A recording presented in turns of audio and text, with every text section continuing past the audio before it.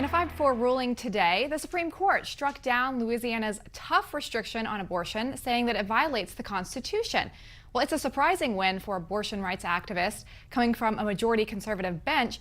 But what's more surprising is that Chief Justice John Roberts was the key vote, and he joined the court's liberal justice to strike down the law. His reasoning was that it is similar to a Texas law that the Supreme Court overturned in 2016. This is also the first abortion-related case to come before the justices since President Trump nominated Gorsuch and Kavanaugh to the court, and they both voted in favor of the law. Well, joining us now to discuss this is senior legal advisor to President Trump and campaign, and at the Falkirk Center, champion Jenna Ellis, and we have constitutional law attorney and Republican strategist Amir Benno. Welcome. Thanks for having us. All right, Amir, let me start with you. This is now 3 in a row liberal decisions by the court in the past week, right? And so the question is it's ironic that we fought so far as conservatives to get a majority on the court, and now you're seeing it undermined by our own justices. So that all being said, how important is the court going to be in the upcoming election? And should the president stake a lot more on making it clear of why his presidency is bigger than his policies, but really that the court is at stake? Because you've got a couple older justices that will probably retire during the next presidential term. And if you have a Biden up there or a Trump, it's going to make a massive difference in who gets appointed. Frankly, if you look at someone like Ruth Bader Ginsburg, if she were to retire and you replace her with a conservative, you're getting a conservative court.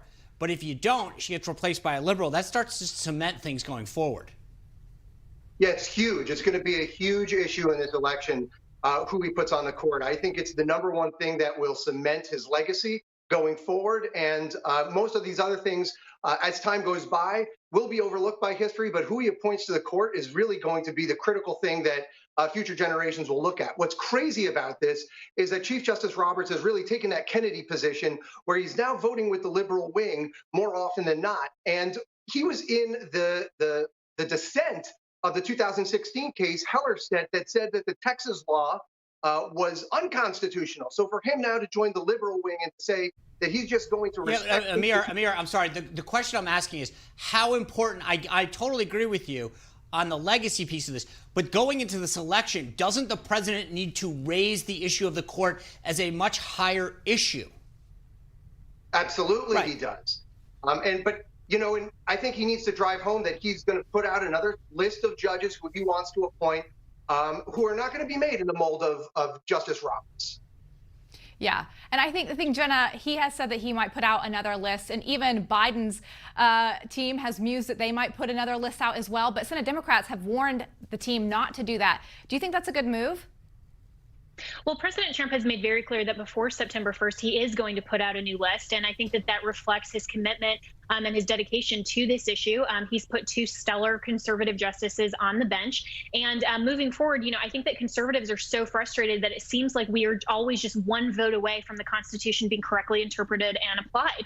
And so for President Trump, I think this is absolutely a #1 priority issue for not only the base, but for anyone who cares about our Constitution, cares about our rule of law, cares about what's going on in this country. So he's going to put out that list. And whether or not Joe Biden does a reciprocal list, I think will be very telling as to what his priorities are and whether or not he'll show his hand as a liberal, progressive activist and truly the party of Marxism that the Democrat leftist party has become. So that's really the contrast here. And I think this will be definitely a voting issue moving forward into 2020. Yeah, I think definitely President Trump, he's got to raise this and elevate it. People have to understand what's at stake because there's a couple of these retirements in the lurches that will devastate the court for decades if we don't put a conservative on there to replace some of them.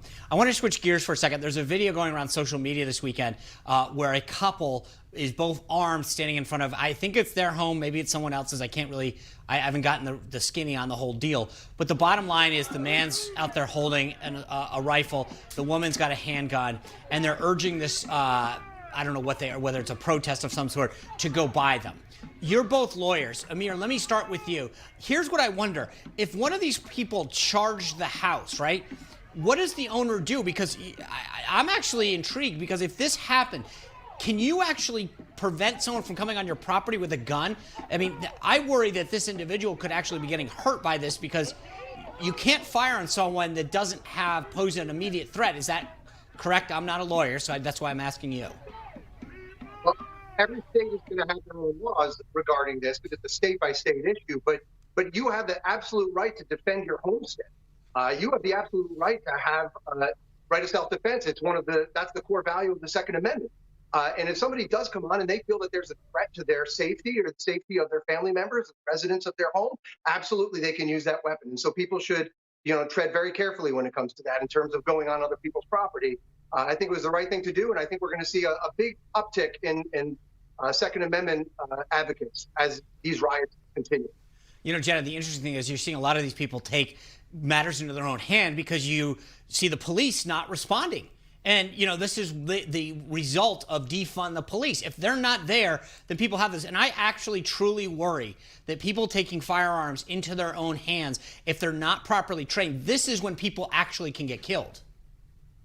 Well, I think it's so interesting that we started this video with, a lot of this depends. We don't know all the facts. And there's a lot of speculation that always occurs in the media before we actually know the facts. If this was in Mississippi, they do have a stand your ground law, which is an affirmative defense, meaning that you don't have to retreat. There's no obligation. You can stand your ground.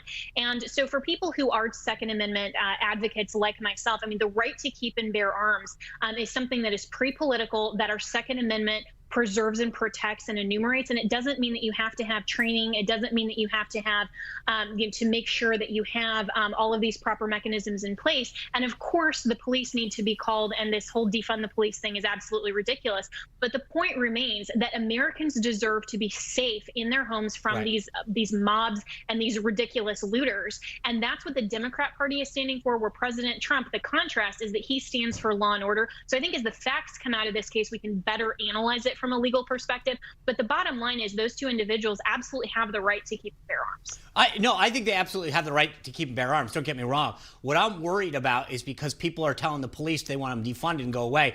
The people do this, and there's a higher degree of probability that you have a confrontation.